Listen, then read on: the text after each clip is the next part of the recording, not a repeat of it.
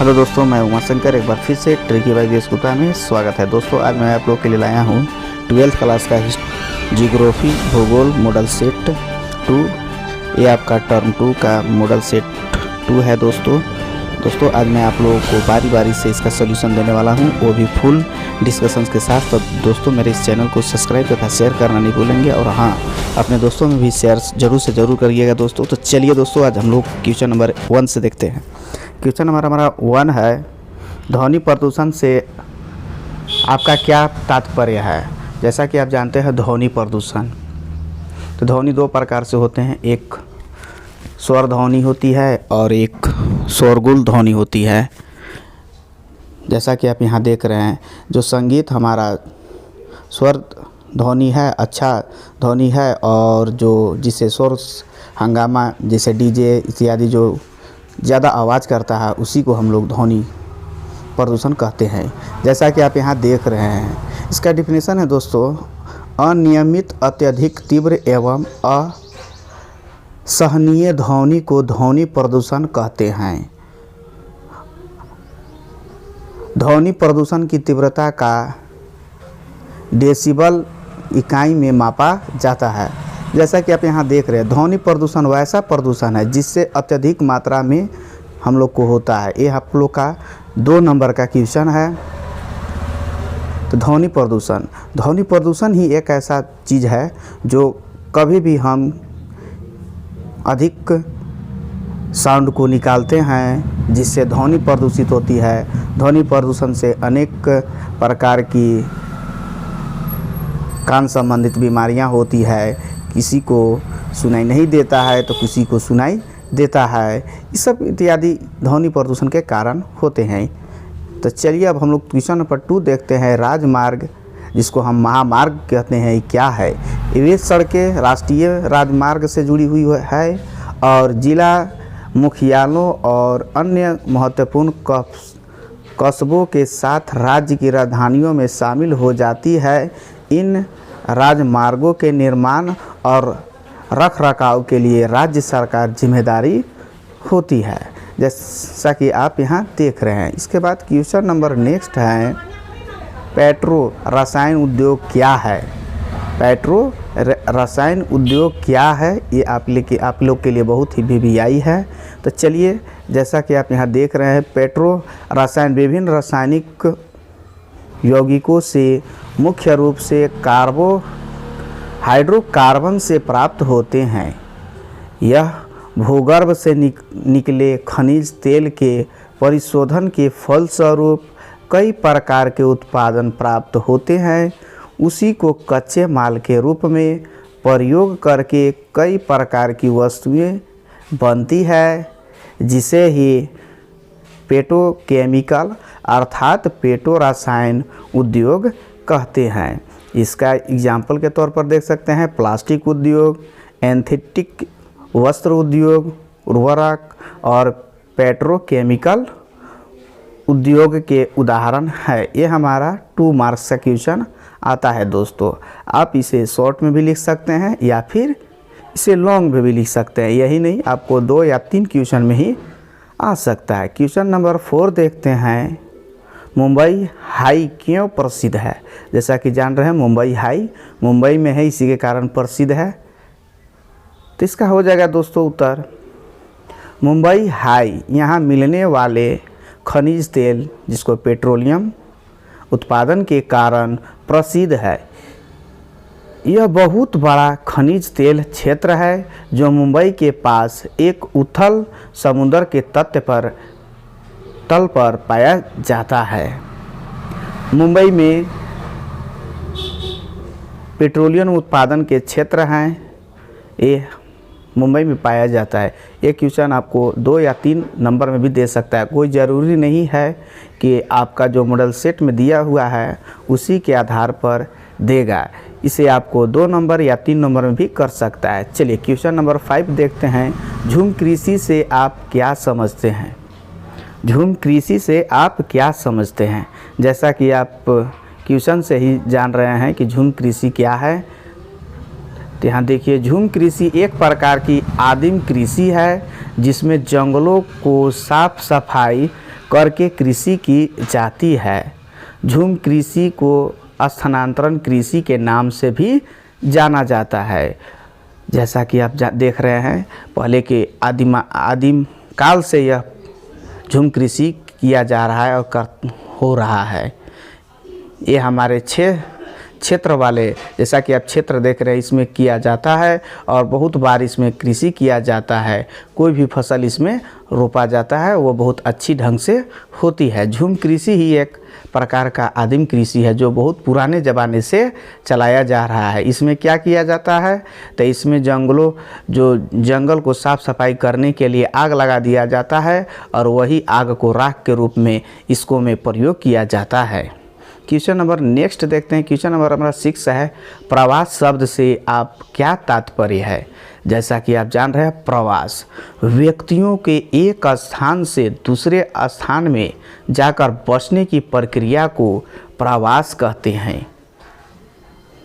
जैसा कि आप यहाँ देख रहे हैं, जब कोई व्यक्ति एक स्थान से दूसरे स्थान तक चला जाता है, जैसे गांव से शहर की ओर और शहर से बड़ा शहर की ओर, अर्थात हम कह सकते हैं गांव से नगर, नगर से नगर की ओर जाना ही प्रवास कहलाता है। अर्थात एक स्थान से दूसरे स्थान तक बस जाते हैं। दूसरी शब्दों में किसी दूसरे स्थान में आकर बनावट की प्रकृति के आधार पर इस प्रवास को 3 भागों में बांटा गया है, अस्थाई, अस्थाई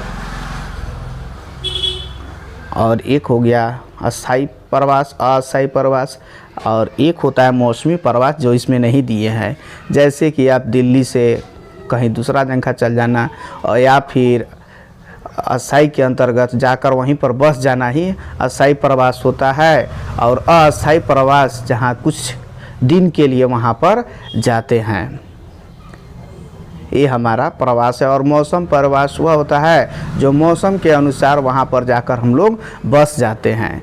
क्वेश्चन नंबर 7 है, जनसंख्या वृद्धि का क्या अर्थ है।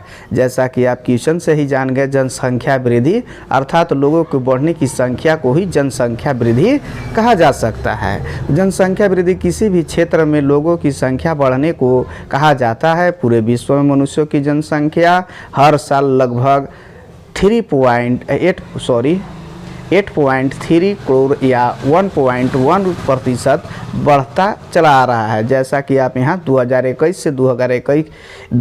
से 2021 में दिन प्रतिदिन हर साल बढ़ते जा रहा है। इसलिए हमारा आज का जनसंख्या लगभग 3.4 करोड़ है।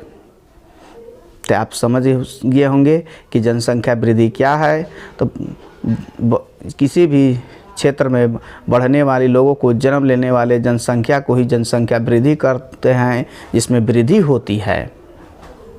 यह हर एक वर्ष होते रहता है, कभी 8,000 तो कभी 8,000 करोड़ वर्ष भी हो जाता है। इसीलिए यहाँ पर 8.3 करोड़ जो लगभग हर साल बढ़ते रहता है।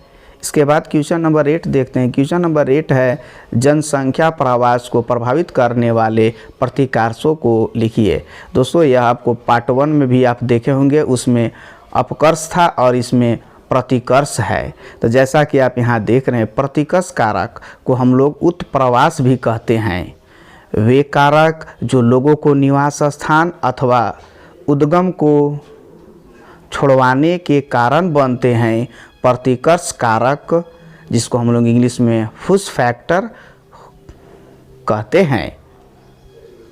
जैसे भारत में लोग ग्रामीण से नगरीय क्षेत्रों में मुख्यतः गरीबी, बेरोजगारी, कृषि भूमि पर जनसंख्या के भरण पोषण का अधिक दबाव और संरचनात्मक सुविधाएं जैसे शिक्षा, स्वास्थ्य, बिजली, परिवहन, मनोरंजन इत्यादि के अभाव के कारण प्रवास करते हैं।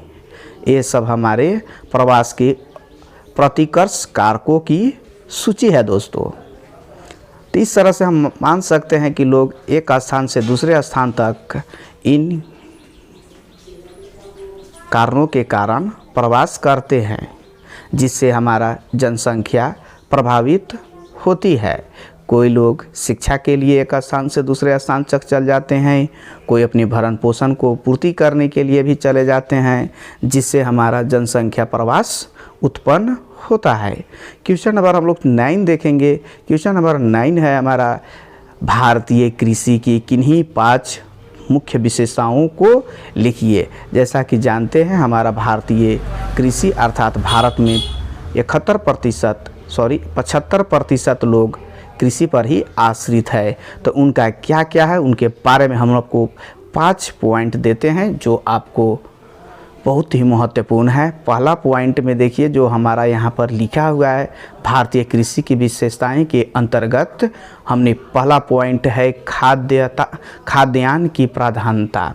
खाद्यान्न अर्थात खाने की प्राधान्यता। दोस्तों, किसी भी मनुष्य को खाने की वस्तुओं को रहना अति आवश्यक है।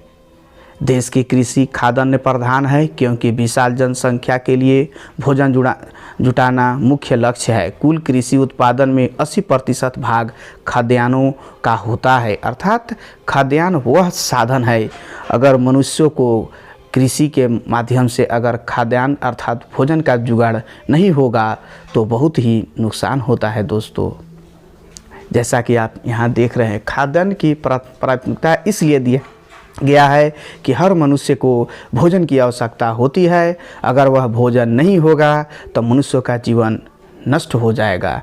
दूसरा का पॉइंट है फसलों की विविधता। फसलों की विविधता का ही अर्थ होता है, विविधता का अर्थ होता है अलग अलग विभिन्न प्रकार के। भारत में जलवायु विषमता के कारण कई प्रकार की फसलें ली जाती है। एक ही खेत में एक साथ अनेक फसलें रोपी जाती है, जैसे कि गेहूं के साथ जौ, या फिर मक्का के साथ रहर, या फिर धान के साथ और भी कोई वस्तुओं को उगाया जा सकता है। ये सब फसलों को फसल की विविधता कहते हैं। आप एक ही खेत में कोई भी फसल उगा सकते हैं, जैसे गेहूं, सरसों, जौ, एक साथ आप इसका कृषि कर सकते हैं। इन्हीं को हम लोग फसलों की विविधता कहते हैं। अर्थात यही हो गया कि फसलों की विविधता अर्थात अनेक फसलों को एक साथ बोना ही फसलों की विविधता कहलाती है। इसके बाद हमारा तीसरा पॉइंट है कृषि का पुराना ढंग। कृषि का पुराना ढंग, जिससे स्पष्ट पता चलता है कि हमें कृषि का पुराना ढंग होना चाहिए। हमें अपने कृषि को पुराने ढंग से करना चाहिए। जैसा कि आप यहाँ देख रहे हैं, देश में आज भी कृषि पुराने ढंग से की जाती है। लोग कहीं कहीं लोग पुराने ढंग से कृषि करते हैं तो मशीनों का प्रयोग नगण्य है। जहाँ लोग पुराने ढंग से कृषि करते हैं वहाँ का प्रयोग नगण्य है, खाद का उपयोग कम होती है और कृषक नई वैज्ञानिक विधियों को अपनाने में हिचकिचाते हैं, क्योंकि अधिकांश भारतीय ग्रामीण किसान निधन एवं शिक्षित होते हैं। जैसा कि आप यहाँ देख रहे हैं, तो कृषि का पुराना ढंग अर्थात पुराने ज़माने से जो चलता आ रहा है वही उसका प्रयोग करते हैं। लेकिन अब की स्थिति ऐसा आ गई है कि लोग खाद के रूप में यूरिया, DAP इत्यादि का प्रयोग कर रहे हैं और खेतों को जोतने, काटने, बोने इत्यादि में मशीनों का धड़ल्ले से उपयोग हो रहा है और लोग नए आधुनिक ढंग से कृषि उत्पन्न कर रहे हैं। लेकिन पहले के लोग शिक्षित नहीं थे, जिसके कारण वे कम कर रहे थे। चौथा पॉइंट है कृषि मानसून का जुगाड़। जैसा कि आप यहाँ देख रहे हैं, लोग कृषि मानसून के अनुसार करते थे, लेकिन अब वैसा स्थिति नहीं रहा। भारतीय कृषि पूर्णतः मानसून जलवायु पर आधारित है। मानसून की निश्चितता के कारण कृषि प्रभावित होती है। हमारे देश की जलवायु एवं मिट्टी वर्ष भर कृषि कार्य के लिए उपयुक्त है, लेकिन वर्षा न होने पर एक ही फसल मिलना कठिन हो जाता है। यह जलवायु पर हमारा जो कृषि है आधारित है। पांचवा पॉइंट है दोस्तों, कृषि जोत का ठोस आकार। भारत में कृषि जोत का खेतों का आकार छोटा है। देश में कृषि योग्य भूमि भौतिक, पारिवारिक, आर्थिक, सामाजिक आदि कारणों से छोटे छोटे खेतों में बटे हुए हैं। इस पर आधुनिक ढंग से कृषि करना कठिन है। जैसा कि आप जान रहे हैं, हमारा जो कृषि का खेत है वह बहुत ही छोटा छोटा आकारों में बाँट कर लोग अपना कृषि करते हैं, जिसमें आधुनिक ढंग से कृषि नहीं करने में बहुत कठिनाई होती है। क्योंकि दोस्तों, अगर क्षेत्रफल ज़्यादा नहीं रहेगा तो कृषि करने में दिक्कत होती है। हमारा छठा पॉइंट है उत्पादन कम होना। भारत में अधिकांश कृषि जीवन निर्वाह मूलतः है। गहन कृषि का अभाव है। फलतः कृषि योग्य भूमि के पर्याप्त के बावजूद फसल का प्रति हेक्टेयर उत्पादन यहाँ अत्यंत कम है। यहाँ पर उत्पादन भी बहुत कम होता है, जिसके कारण भी लोग अच्छा से कृषि नहीं करने पाते। ये हम जैसा कि आप देख रहे हैं, किसी को 200 तो किसी को 500 की आवश्यकता होती है, लेकिन उत्पादन वैसा नहीं होता है। लोग उसी पर आश्रित होते हैं, उनका जीवन कृषि पर भी निर्वाह करता है, लेकिन ऐसा नहीं होता है। क्वेश्चन नंबर 10 देखते हैं दोस्तों। भारत में सिंचाई क्यों आवश्यक है? 3 कारणों स्पष्ट कीजिए। जैसा कि जानते हैं, भारत में सिंचाई कृषि के लिए भारत में सिंचाई की अति आवश्यक है। तो सिंचाई मिट्टी को कृत्रिम रूप में पानी देकर उसमें उपलब्ध जल की मात्रा में वृद्धि करने की प्रक्रिया है। कृषि मिट्टी को कृत्रिम रूप में से पानी देकर उसमें उपलब्ध जल की मात्रा में वृद्धि करने की उपलब्धियां है। जैसा कि आप यहाँ 5 पॉइंट है यहाँ पर दिया हुआ है। जल की असमांत वितरण से भी होती है, जिसके कारण सिंचाई की आवश्यकता होती है। मानसून की अनियमितता के कारण फसल को पाले से बचाने, मिट्टी को सूख कर कठोर बनने से रोकना, धान की खेतों में खरपतवार की वृद्धि पर लगाम लगाने में सिंचाई बहुत ही महत्वपूर्ण भूमिका निभाती है। इससे फसल को पाले लगने से बचाया जा सकता है, मिट्टी को सूखने से बचाया जाता है। अगर हम लोग सिंचाई नहीं करेंगे तो ये सभी कारण होते हैं, जैसा कि आप यहाँ देख रहे हैं। इसके बाद हमारा क्वेश्चन है, लौह अयस्क के प्रकारों का वर्णन कीजिए। तो दोस्तों, मेरा यह चैनल आपको अच्छा लग रहा होगा तो सब्सक्राइब तथा अपने दोस्तों में खूब से खूब शेयर करें, ताकि लोग अच्छा नंबर ला सके। यह आपके एग्ज़ाम के लिए बहुत ही महत्वपूर्ण है, क्योंकि इससे 60% सवाल फाइनल एग्ज़ाम में आने की संभावना है। इसके बाद देखते हैं क्वेश्चन नंबर 11, लौह अयस्क के प्रकारों का वर्णन कीजिए। लौह अयस्क अर्थात लोहा वाले वस्तु को लौह अयस्क कहते हैं। लौह अयस्क भारत का सबसे महत्वपूर्ण खनिज संसाधन है। भारत का लौह अयस्क उत्पादन में विश्व में 4था स्थान है। जैसा कि आप जानते हैं, हमारे क्षेत्र में सबसे अधिक मात्रा में लौह अयस्क के उत्पादन में यह विश्व का 4था स्थान में भारत आता है। लौह अयस्क मुख्य रूप से 4 प्रकार का होता है। लौह अयस्क मुख्य रूप से 4 प्रकार के होते हैं। नंबर 1,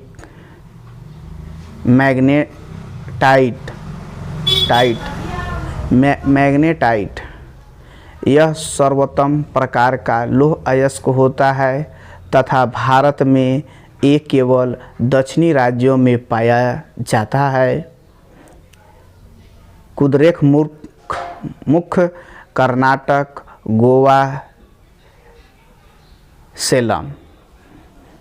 ये जो अयस्क है जो पृथ्वी के अंदर से पाया जाता है, यह हमारे भारत के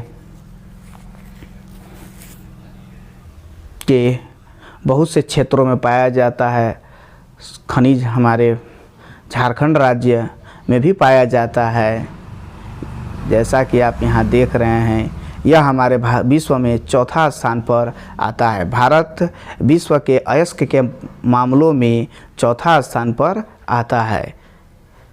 अयस्क को 4 भागों में बांटा गया है, जैसा कि आप यहाँ देख रहे हैं, आपको बता दिए हैं। नंबर 1 में होता है मैग्नेटाइड,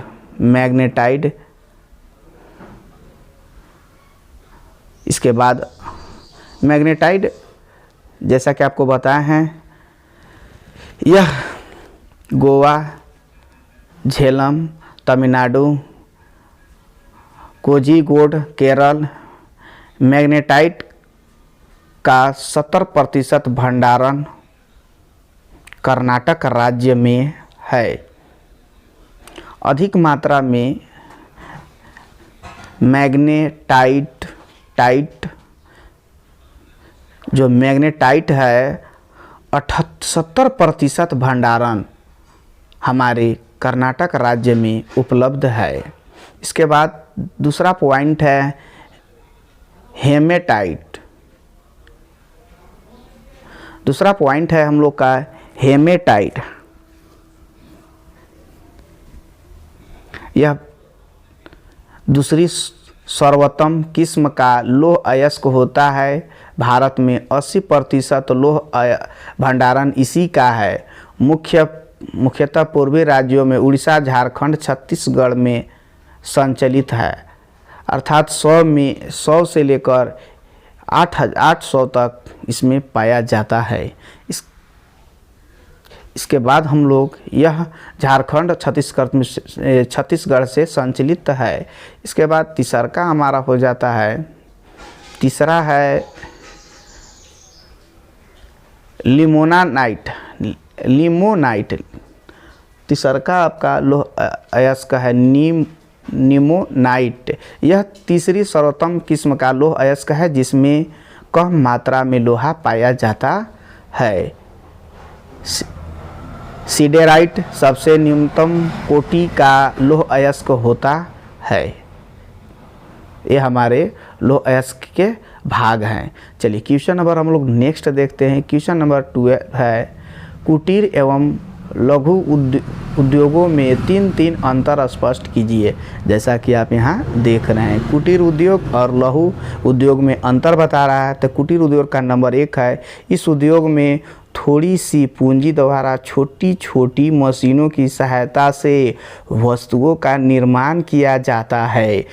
यह लघु उद्योग में छोटी छोटी, लघु मतलब ही होता है छोटा और कुटीर मतलब कुछ इससे, इसका भी पॉइंट हो जाएगा। इस उद्योग में वस्तुओं का निर्माण स्थानीय कच्चे मालों का प्रयोग करके घरों में किया जाता है। कम पूंजी की आवश्यकता होती है। इसमें कम पूंजी की आवश्यकता होती है और इसमें इस उद्योग को पूंजी द्वारा छोटी छोटी मशीनों की सहायता से किया जाता है। इसका पॉइंट नंबर 2 है। अर्थात ये भी आप समझ सकते हैं कि जो छोटी छोटी मशीनों की सहायता से वस्तुओं का निर्माण करता है लघु उद्योग कहलाता है, जबकि इसमें स्थानीय लोग अपने कच्चे माल का प्रयोग करके कम पूंजी लगाता है की आवश्यकता होती है, उसे कुटीर उद्योग कहते हैं। इसका दूसरा का पॉइंट है, इस उद्योग में खिलौने बनाए जाते हैं, जूते बनाए जाते हैं, रेडियो, टीवी, घड़ी इत्यादि, इसका घड़ी के पुंजे इत्यादि बनाया जाता है। जबकि इस उद्योग में गांव में विकसित विविध शिल्प, कढ़ाई, छपाई, चटाई, मिट्टी के बर्तन, ईंटें, सोना, चांदी, आभूषण बनाए जाते हैं। ये कुटीर उद्योग के अंतर्गत आते हैं। जबकि यहाँ जूते बनाना, रेडियो, टीवी, घड़ी बनाना, ये सब लघु उद्योग के अंतर्गत आते हैं। इसके बाद तीसरा का पॉइंट हम लोग देखते हैं, गुणवत्ता पर ध्यान दिया जाता है। लघु उद्योग में गुणवत्ता पर ध्यान दिया जाता है, जबकि कुटीर उद्योग में गुणवत्ता पर विशेष ध्यान नहीं दिया जाता। इसके बाद हमारा पॉइंट नंबर 4 है, इसका उत्पाद व्यापारी के माध्यम से बाज़ारों में बेचा जाता है। इसका उत्पाद व्यापारी के माध्यम से बाज़ारों में बेचा जाता है, जबकि इसका उत्पाद स्थानीय बाज़ार में परिवार के सदस्यों द्वारा बेचा जाता है। इस तरह से आपको हम यहाँ पर पॉइंट बता दिए हैं लघु उद्योग और कुटीर उद्योग के बारे में। इसके बाद हम लोग देखते हैं पर्यावरण प्रदूषण क्या है, प्रदूषण के प्रकारों को लिखिए। तो जल, थल और वायु में कुछ रासायनिक या भौतिक परिवर्तन के कारण पर्यावरण में रहने वाले जंतु, पौधे और सभी जीवधारियों को जो भी हानि होती है उसे पर्यावरण प्रदूषण कहते हैं। पर्यावरण प्रदूषण निम्नलिखित प्रकारों से होती है: जल प्रदूषण, वायु प्रदूषण, अर्थात हम ये कह सकते हैं कि जो भी पर्यावरण से होने वाले प्रदूषण होते हैं। हमें जल से भी प्रदूषित होते हैं, थल से भी होते हैं और वायु से भी प्रदूषित होते हैं, क्योंकि हमारे पर्यावरण में जल, थल, वायु सभी उपस्थित होते हैं। कुछ रासायनिक प्रक्रियाओं के द्वारा उत्पन्न होता है तो कुछ भौतिक परिवर्तन के द्वारा होता है। ये सब के कारण हमारा नुकसान होता है। ये हमारा जल प्रदूषण, वायु प्रदूषण, मृदा प्रदूषण, ध्वनि प्रदूषण, रेडियो एक्टिव प्रदूषण, इलेक्ट्रॉनिक प्रदूषण आदि सब प्रदूषण है जिसके माध्यम से हमारा होता है। मृदा प्रदूषण मृदा को प्रदूषित करती है, जल प्रदूषण जल को प्रदूषित करती है, वायु प्रदूषण हवा को प्रदूषित करती है, ध्वनि प्रदूषण आवाज़, जिससे आवाज़ निकलती है डीजे या फिर जनरेटर से जो आवाज़ निकलता है उसी को ध्वनि प्रदूषण कहते हैं। रेडियो तरंग, जैसा कि आप जान रहे हैं, हम लोग का दिन प्रतिदिन उपकरण के द्वारा भी बहुत से तरंग के माध्यम से ही हम लोग बातचीत करते हैं। मोबाइल, इंटरनेट इत्यादि सब इसी के माध्यम से चलता है। इससे भी रेडियो एक्टिव प्रदूषण हो रहा है। इलेक्ट्रॉनिक प्रदूषण अर्थात कोई भी वस्तु का जो इलेक्ट्रॉनिक वस्तु होता है उसका प्रयोग करने से, जैसे जनरेटर हो गया, उससे भी इलेक्ट्रॉनिक के सामान से भी प्रदूषित होता है। ये सब हमको प्रदूषित करता है। इसके बाद हम लोग आते हैं क्वेश्चन नंबर 14 देखते हैं। उपग्रह संचार क्या है? उपग्रह संचार के प्रभाव बताइए। जिस प्रकार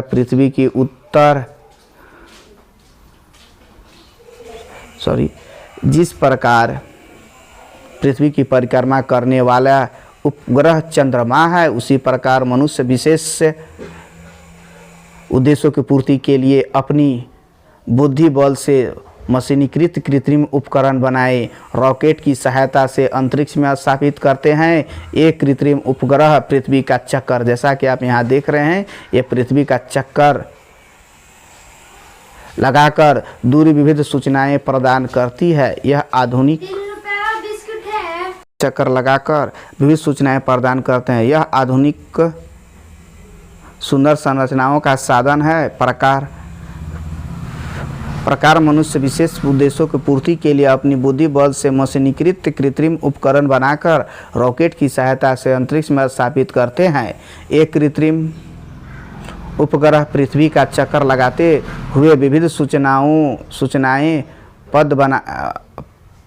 पद करते हैं, ये प्रदान करते हैं। ये अधिकतम सुदूरी संरचना का साधन है।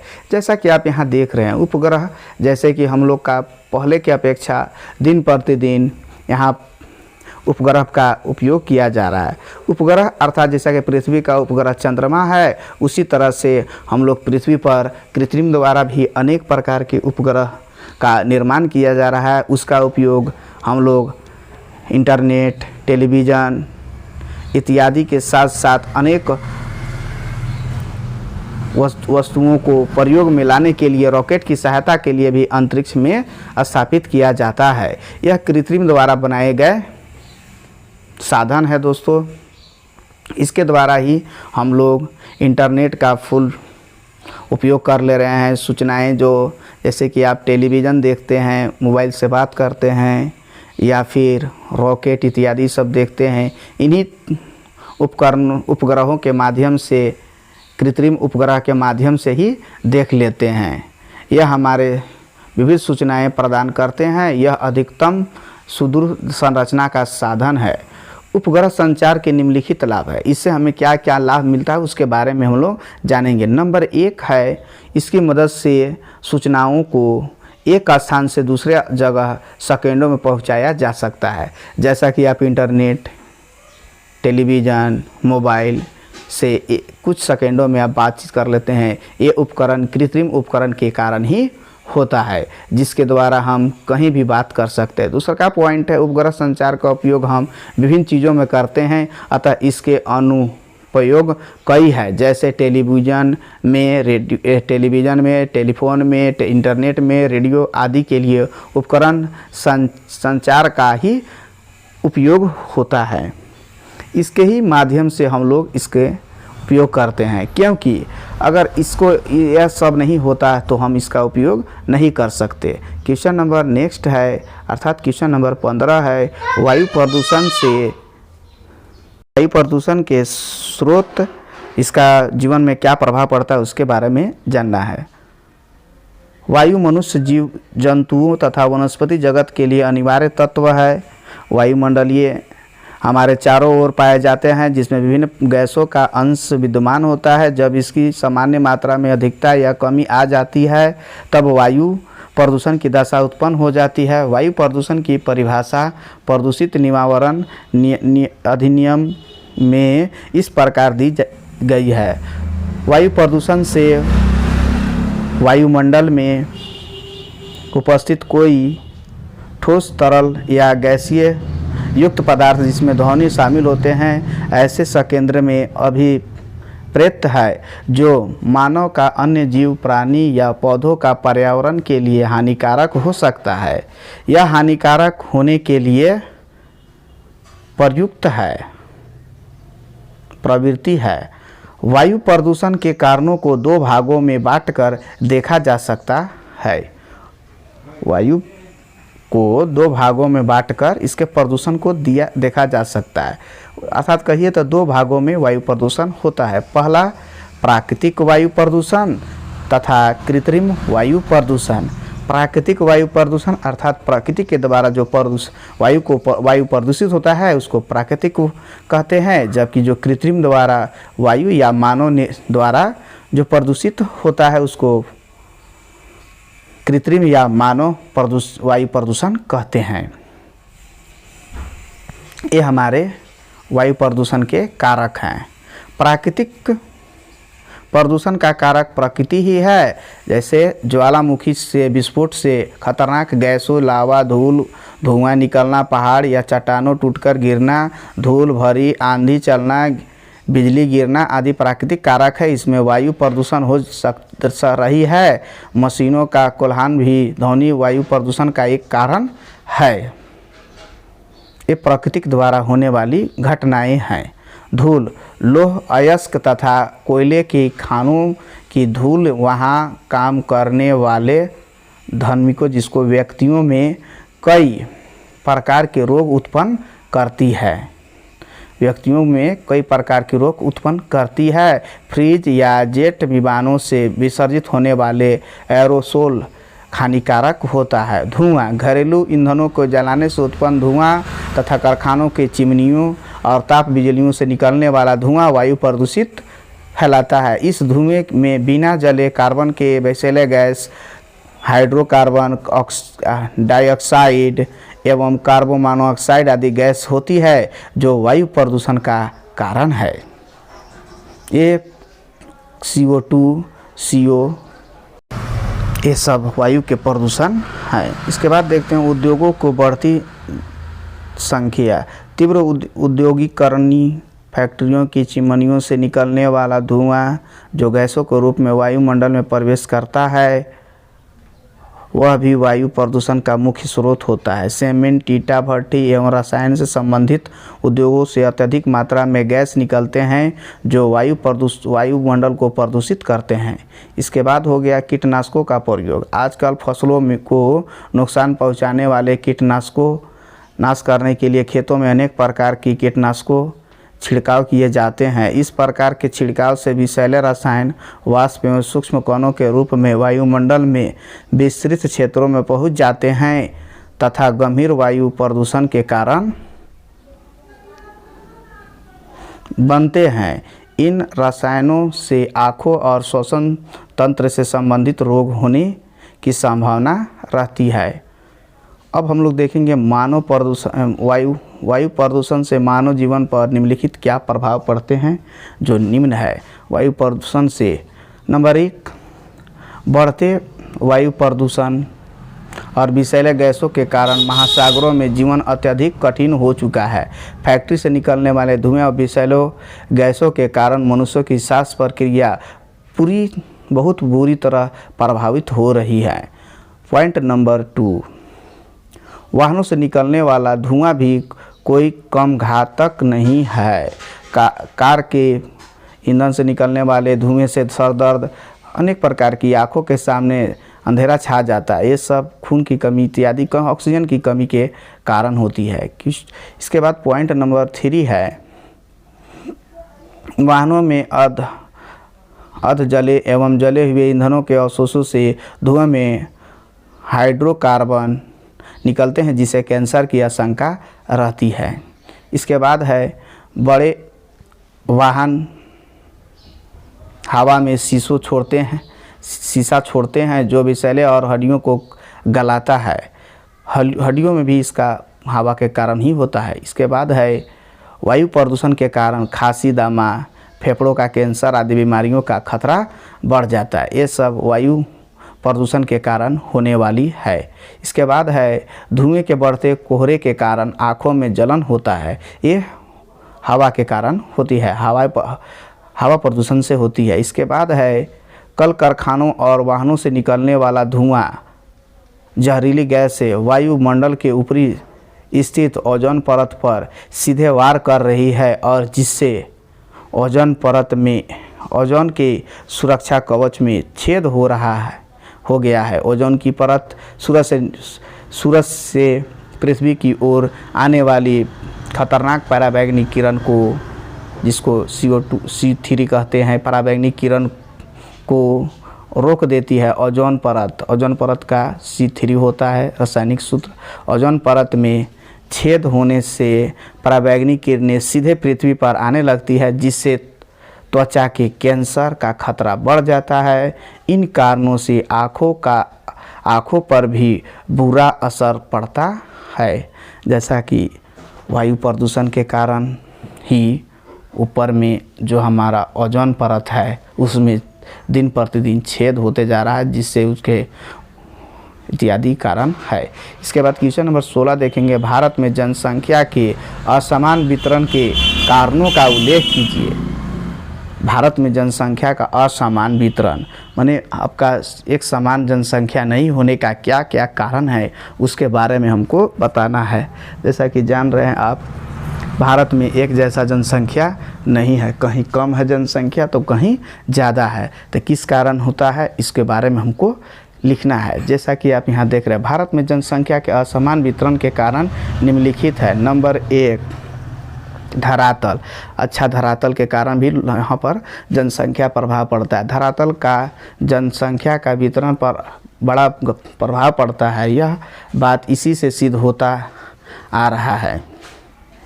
किन्हीं भागों में रहता है तो सामान्यतः समुद्र तल से 600 मीटर से भी कम ऊंचे है। वहाँ पर 100 से 90 लोग रहते हैं।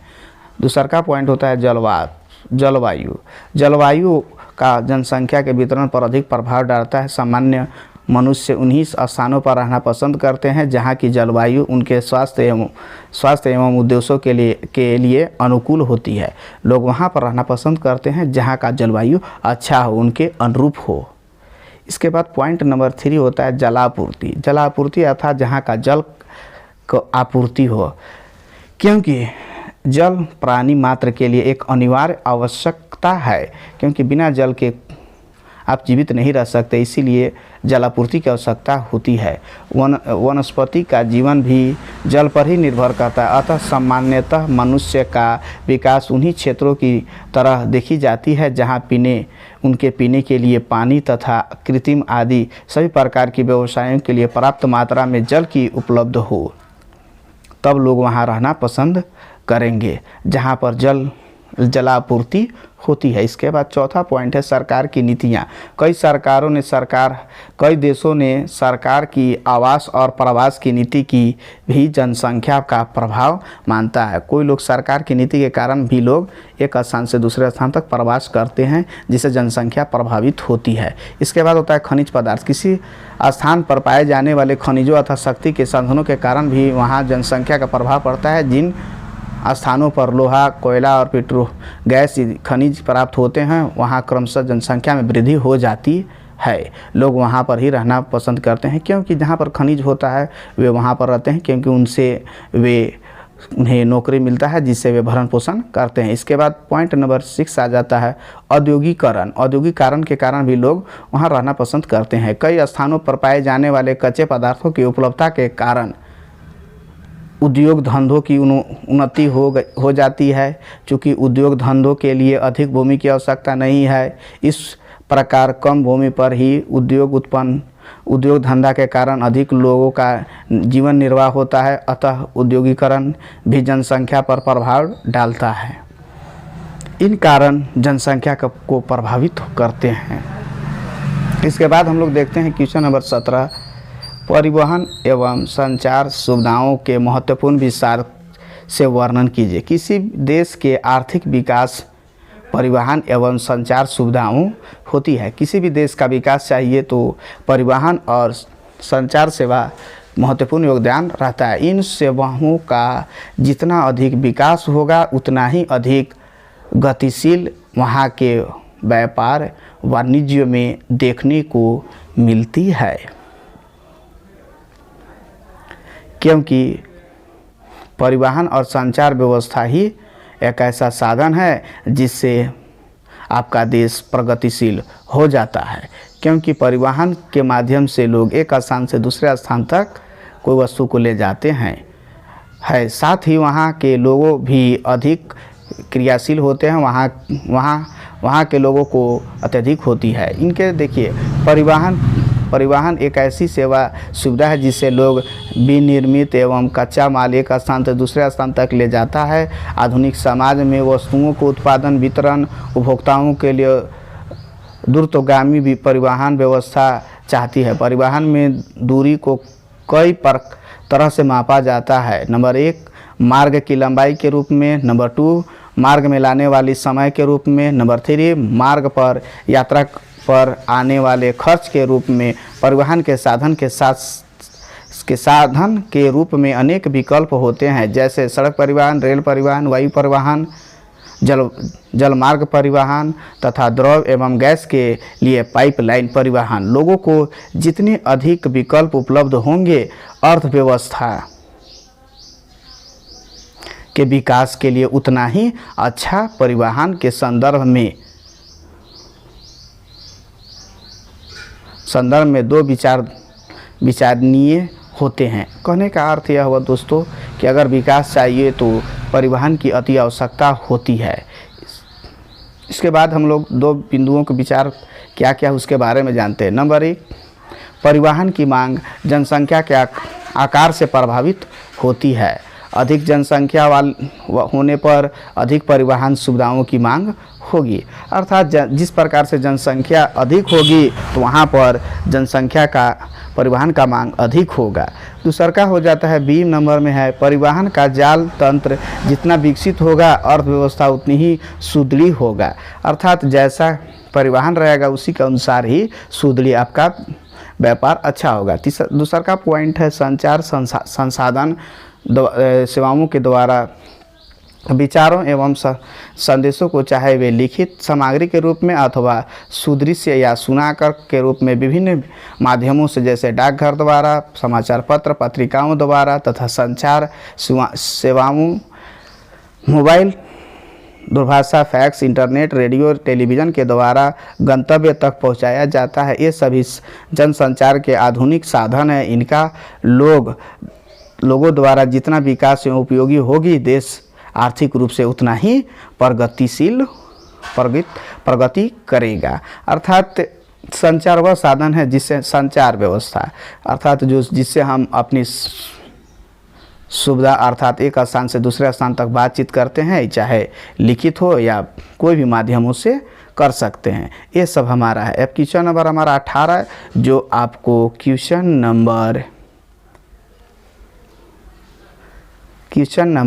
9 के अनुसार ही दोस्तों, और मैंने आपको क्वेश्चन नंबर 18 का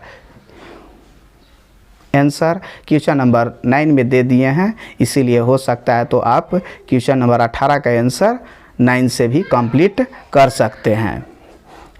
इसीलिए मैंने आपको यहाँ पर 6 पॉइंट लिखे हैं ताकि यह 5 नंबर के क्वेश्चन में भी काम कर देगा दोस्तों।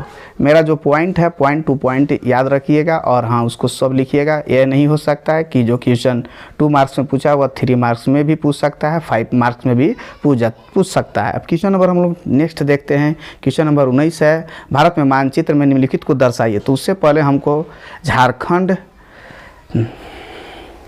सभी राज्यों को जानना होगा। हमें 2800 राज्यों को जानना होगा कि कहाँ कहाँ पर कौन से राज्य होते हैं, उसके अनुसार हम इसको बता सकते हैं। तो सबसे पहले देखिए यहाँ पर है झरिया जो झारखंड में है, तलचर जो उड़ीसा में है, नवेली पश्चिम बंगाल, कोरबा छत्तीसगढ़, सिंगरौली मध्य प्रदेश में है। तो उससे पहले हमको राज्य के बारे में जानना होगा कि कौन सा राज्य कहाँ पर है। तो चलिए हम लोग आप मैप में देखते हैं। हाँ तो दोस्तों यह आपको वीडियो बहुत अच्छा लग रहा होगा तो अपने दोस्तों में शेयर ज़रूर से ज़रूर कीजिएगा दोस्तों। तो चलिए हम लोग मैप में देखते हैं कि कौन सा राज्य भारत में कहाँ पर है। तो जैसा कि आप यहाँ देख रहे हैं लाल कलर से, ये हमारा झारखंड है। झारखंड तो नंबर 1 हो जाएगा झारखंड, जहाँ झरिया है। क्वेश्चन नंबर इसी में आप लोग को दर्शाना रहता है दोस्तों, जो 5 नंबर का क्वेश्चन है। और ये हर एक क्वेश्चन इसके बाद आपका यहाँ आ जाता है पश्चिम बंगाल, इसके बाद छत्तीसगढ़ है, उधर उड़ीसा है, बिहार भी है। आपको ज़रूर से ज़रूर सब याद करना होगा, देखना होगा कि कौन सा राज्य कहाँ पर है।